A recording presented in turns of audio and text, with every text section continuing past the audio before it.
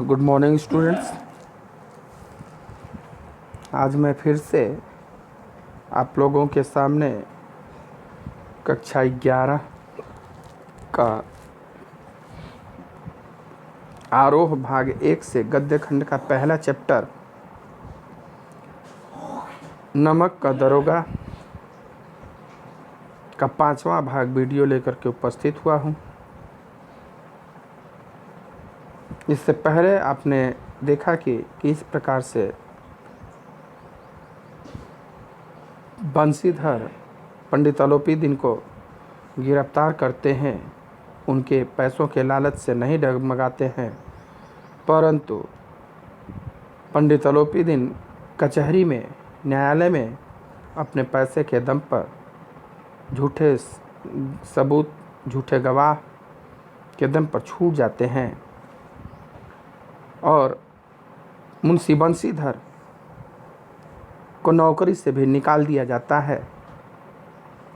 लेकिन पंडित अलोपीदीन उनके ईमानदारी, कर्तव्यनिष्ठा के कायल होते हैं और उनके घर आते हैं तो उनके पिताजी यानी बंसीधर के पिताजी वृद्ध मुंशी जी उनकी खुशामद करते हैं, चापलूसी करते हैं, परंतु अलोपीदीन कहते हैं कि यहाँ पर मैं अपनी स्वेच्छा से आया हूँ। उस दिन आपने अरेस्ट किया था, वह आपका अधिकार बल था, परंतु आज मैं अपनी स्वेच्छा से आपके कैद में आया हूँ। अगर आपकी अनुमति हो तो मैं कुछ निवेदन करूं।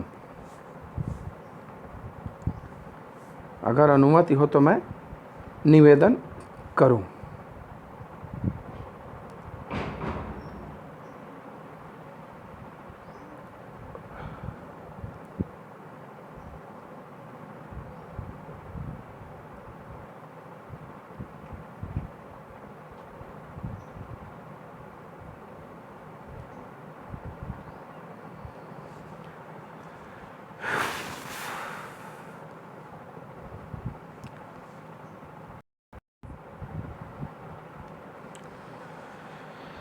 पंडित अलोपीदीन ने कहा कि अगर आपकी अनुमति हो तो मैं आपसे कुछ अनुनय विनय करना चाहता हूँ।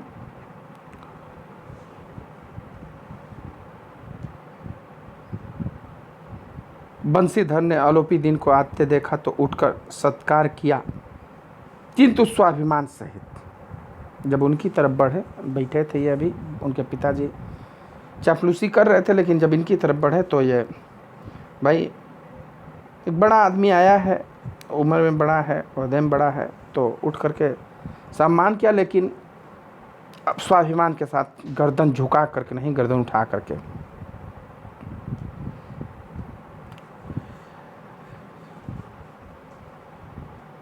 समझ गए कि यह महाशय मुझे लज्जित करने और जलाने आए हैं।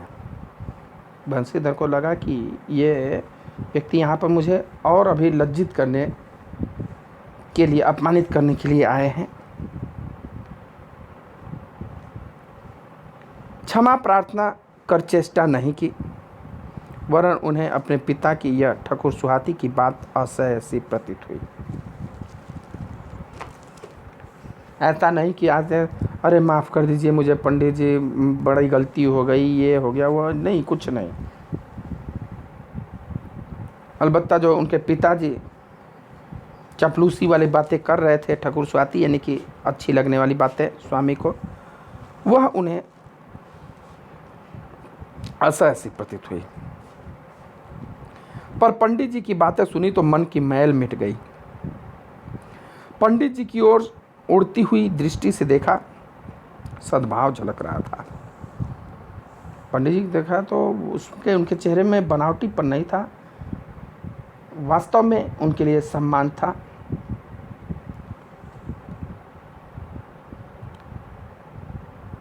गर्व ने अब लज्जा के सामने सिर झुका दिया।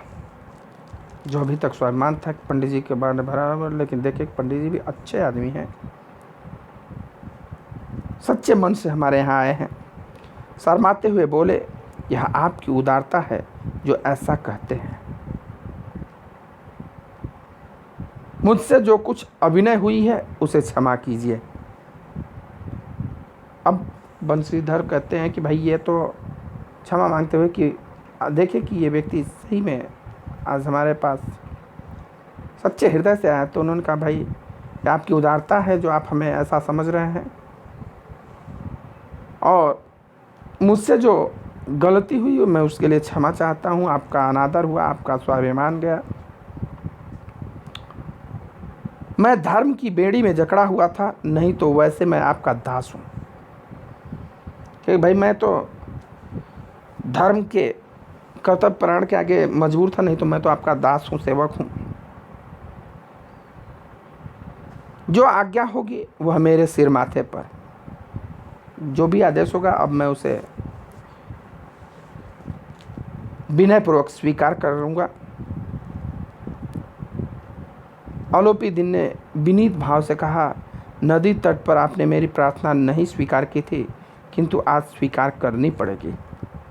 क्योंकि भाई नदी तट पर तो मैंने बहुत प्रार्थना किया, 40,000 रुपये तक दिया, लेकिन उस समय आपने मेरी प्रार्थना नहीं स्वीकार की। परंतु आज मैं आपके घर चल करके खुद आया हूँ, आपको प्रार्थना मेरी स्वीकार करनी पड़ेगी। क्या है वो?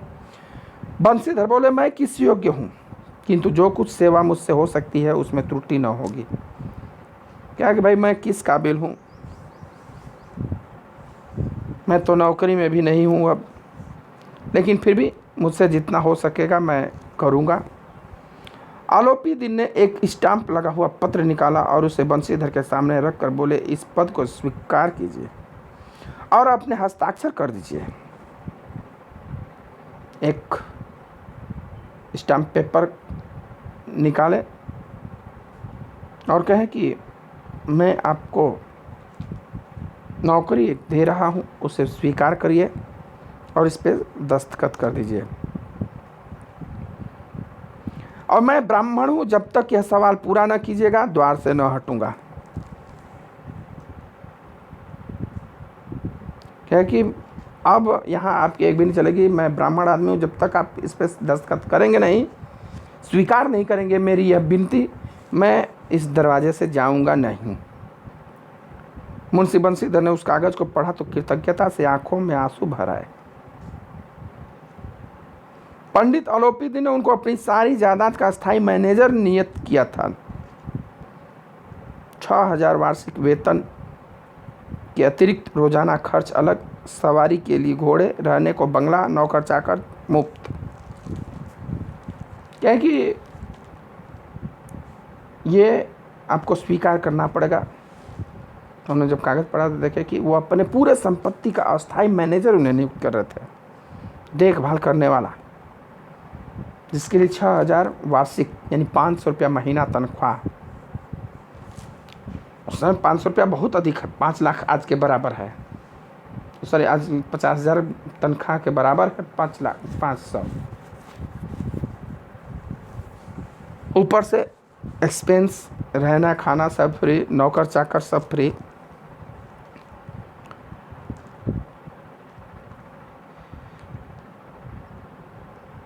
नौकर चाकर मुफ्त। कंपित स्वर में बोले, पंडित जी, मुझ में इतनी सामर्थ्य नहीं कि आपकी उदारता की प्रशंसा कर सकूं, किंतु मैं ऐसे उच्च पद के योग्य नहीं हूं। आंखें डबडबा गई, कांपते हुए स्वर में बोले कि पंडित जी, मुझ में इतनी अब सामर्थ्य नहीं है कि मैं आपके इतने बड़े साम्राज्य का देखभाल कर सकूं।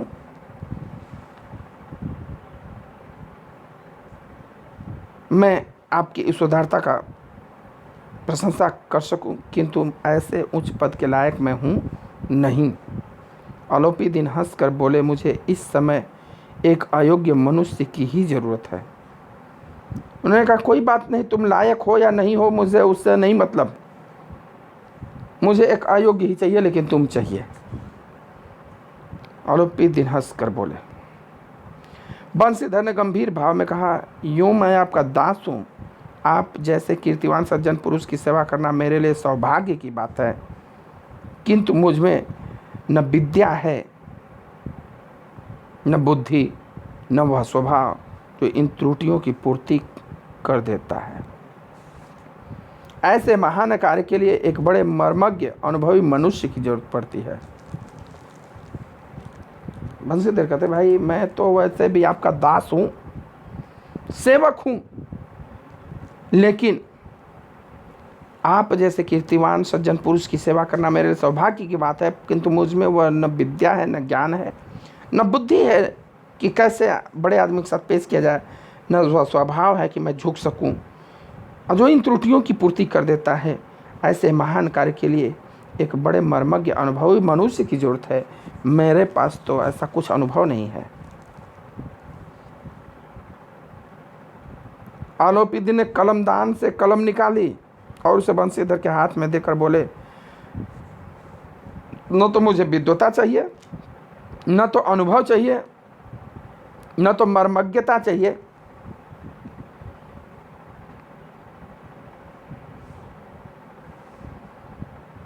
न कार्य कुशलता की जरूरत है। मुझे कुछ नहीं चाहिए। आप एकदम मूढ़, अनपढ़, अज्ञानी हो तब भी चलेगा, मुझे कुछ नहीं चाहिए।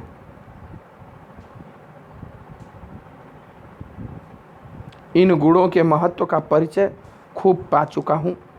अब सौभाग्य और सुअवसर ने मुझे वह मोती दे दिया है जिसके सामने योग्यता और विद्वता की चमक फीकी पड़ जाती है। मैं इससे पहले बहुत से योग्य, गुणी, विद्वान देख चुका हूँ, लेकिन वो ईमानदारी, वो कर्तव्य निष्ठता नहीं है। और इनका लाखों करोड़ों का बिजनेस जिसको संभालने के लिए एक ईमानदार व्यक्ति की जरूरत थी। कहते कि आप ईमानदार हो या ना हो, बेईमान हो, चाहे कुछ भी हो, मुझे आप चाहिए, और जब तक आप स्वीकार नहीं करेंगे तब तक मैं आपके दरवाजे से जाऊंगा नहीं। कोई जोर जबरदस्ती नहीं। यह कलम लीजिए और अधिक सोच विचार न कीजिए, दस्तखत कर दीजिए। परमात्मा से यही प्रार्थना है कि वह आपको सदैव वही नदी के किनारे वाला बेमरवत, उदंड, कठोर परंतु धर्मनिष्ठ दरोगा बनाए रखे। कहे कि ईश्वर से यही मेरी विनती है कि वह आपको हमेशा वही नदी किनारे वाला जो मैंने देखा था आपको, बेमरवत यानी बिना लिहाज वाला, उदंड, ढीठ, कठोर परंतु धर्मनिष्ठ दरोगा बनाए रखे। स्वभाव कठोर हो लेकिन धर्मनिष्ठ, धर्म के प्रति, कर्तव्य के प्रति निष्ठावान हो, वही दरोगा, वही बंसीधर मुझे चाहिए। मुझे न विद्वान की जरूरत है, न ज्ञानी की जरूरत है, ना ही विवेक वाले की जरूरत है, ना ही अनुभव की जरूरत है। बंसीधर की आंखें डबडबाई।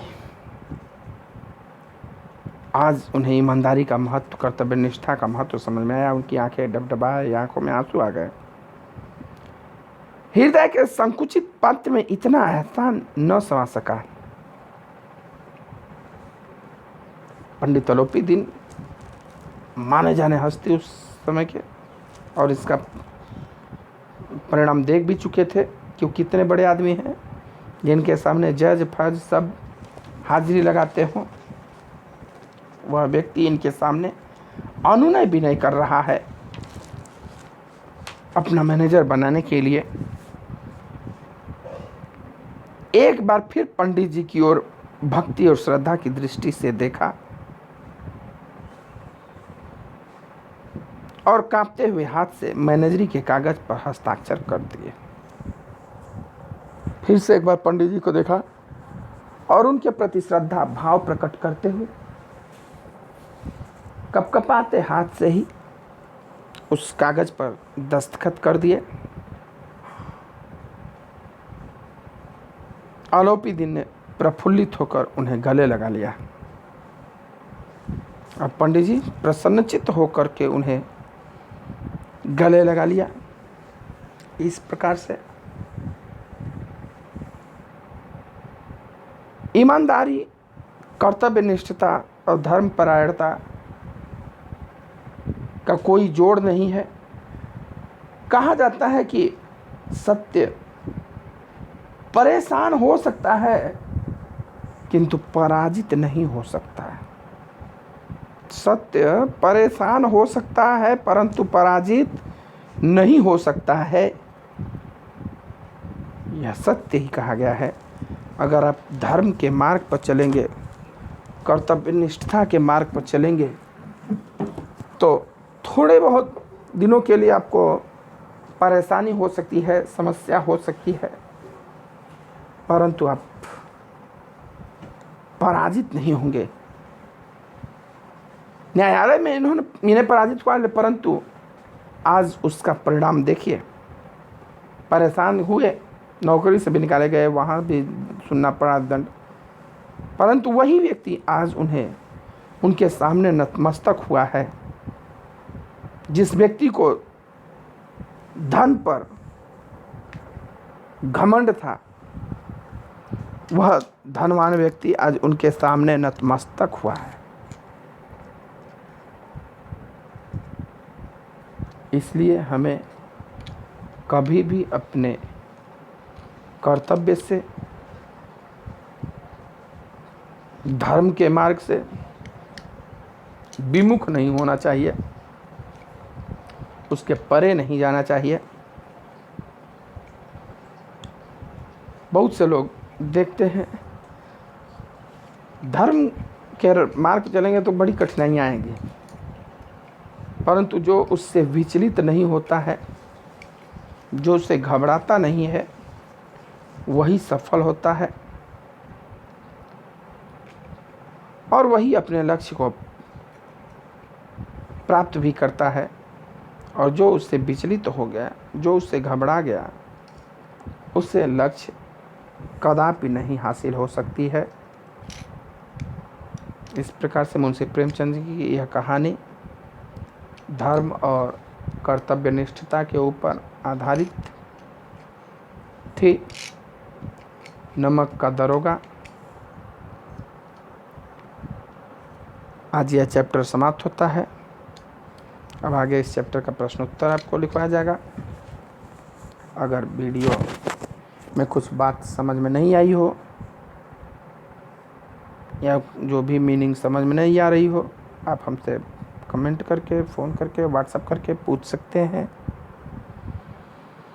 और वीडियो अच्छा लगे, एक्सप्लेनेशन अच्छा लगे, तो आप दूसरों को भी भेज सकते हैं, शेयर, लाइक और कमेंट कर सकते हैं। धन्यवाद।